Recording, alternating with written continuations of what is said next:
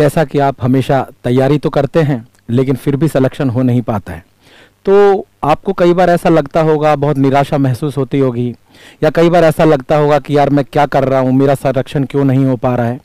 तो मैं इसके लिए बहुत छोटी छोटी चीज़ें हैं जो आप लोगों को बताना चाहूँगा। जैसे एक छोटा सा टॉपिक लेता हूँ और मैं आपको बताता हूँ कि क्या बेसिक चीज़ें रह जाती है जिसके कारण से हम लोग सेलेक्ट नहीं हो पाते। जैसे फॉर एग्जाम्पल आप लोगों ने सुना होगा कैथेटर के बारे में।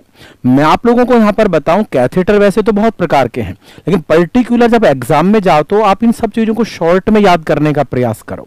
जैसे फॉर एग्जाम्पल मैंने आपके सामने यहाँ मेंशन किया है, मान लीजिएगा कि एक पेशेंट है जिसको कि आपने कैथेटर सेलेक्ट किया, और कैथेटर जो आप सेलेक्ट कर रहे हैं वो इंटरमिटेंट कैथेटर, वो जिसे कि हम K90 बोलते हैं। और ये K90 वो कैथेटर है जो पर्टिकुलर हम इनकॉन्टिनेंस ऑफ यूरिन में यूज करते हैं।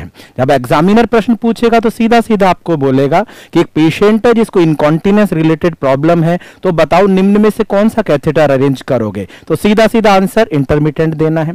इसी प्रकार से रिटेंशन ऑफ यूरिन की प्रॉब्लम है तो इंडवेलिंग कैथेटर आप यूज करते हो, जो पर्टिकुलर फॉलिस कैथेटर होता है डबल ल्यूमन वाला।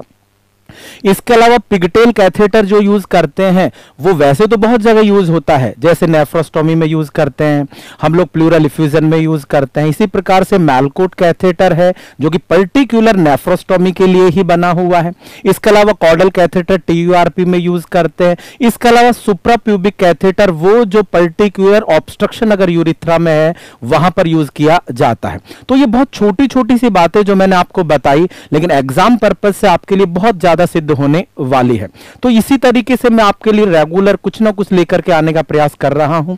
तो चलो खैर, आज तो इतना, इसमें आगे मैं आप लोगों से और चर्चा करूंगा। Thank you.